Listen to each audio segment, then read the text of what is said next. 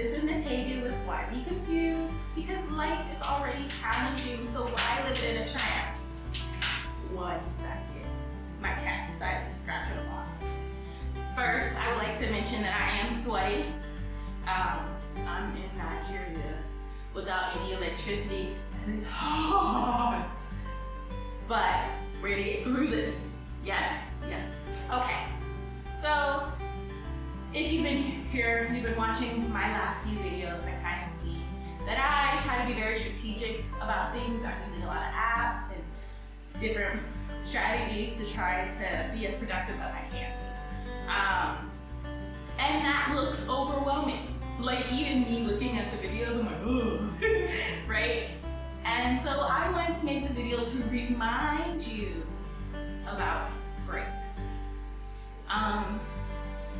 I was talking to a friend the other day, and I had to remind them that you can't allow your job to take away the time that you need to invest in yourself, right?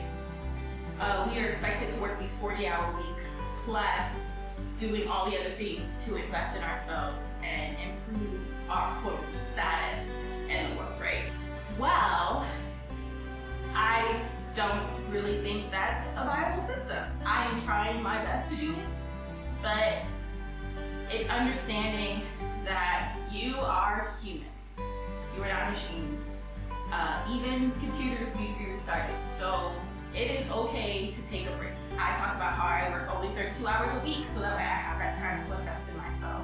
I talk about how I set boundaries with friends and family so I can really make sure I am, I guess, a well-oiled machine, but that is not the end-all be-all, right?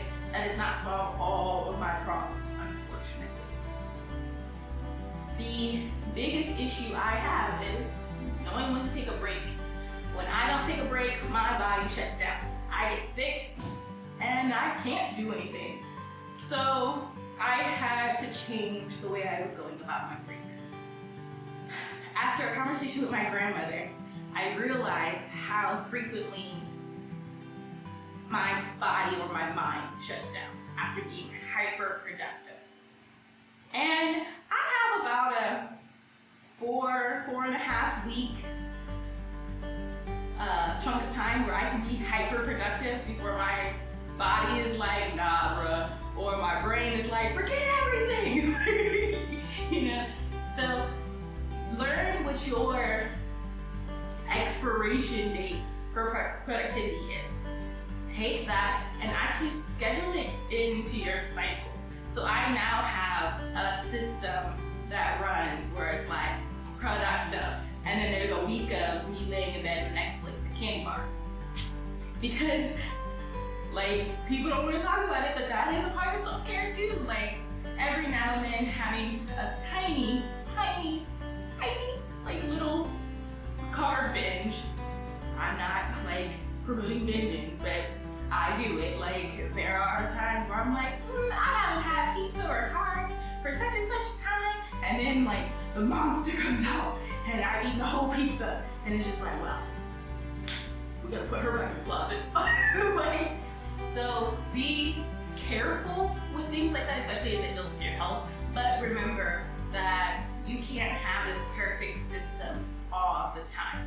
The most successful diets are the ones that have the cheat days incorporated in it, because our brains are not meant to be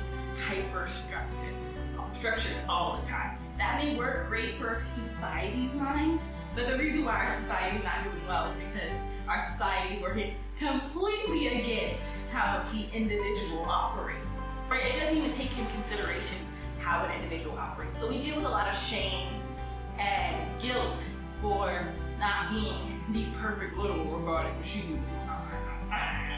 Right? And channels like mine can kind of feed into that if you're not careful. So that's why I want to, like, put in this plug and be like, no, take a break. Don't kill yourself trying to be this definition of successful. It's hard because everywhere you go, somebody wants something from you.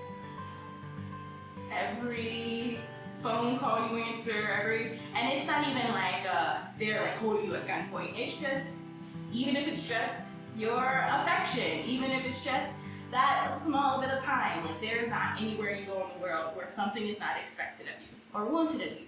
And every now and then you need to shut down from that. And so I do take my, like, please don't talk to me, leave me alone, phases, right? And that is okay. As long as you aren't, don't be rude to people. You don't have to be rude. There's a way to tell people I'm not available without being like, I don't have time for you, right? So just be like, I'm not available. Take that break. I also try to take quarterly, quote unquote, vacations for my job. Now, does that hurt financially? Yeah. But it's better for me in the long run, right? That week I take off every quarter. So I'm only taking 4 weeks off in a year. There's 52 weeks in a year. Like, and the large scale of things, it's not that big of a deal. But it's helping my mental health so much. It's helping my relationship with my husband so much, because when I get into a hyper-productive mode and I haven't taken a break for a while, I am not a nice person at all.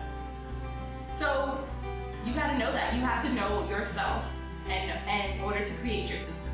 Don't try to copy what I'm doing. Take the tips that I'm creating, giving you guys, and run with it to what works for you. Don't try to be me. I'm still haven't perfected me just yet. And that's why you don't see the like white walls with the bookshelf and the hot pink planner like on my, you don't see that on my page, because that's more about the aesthetic of being productive and having the self-care balance. I'm telling you the nitty-gritty real, right? You're gonna need breaks. You're gonna need cutoff times. And that is okay. That does not make you a failure. That does not mean that you weren't committed enough. That just simply means you are human, you live, you breathe. And I hope you guys enjoy this life.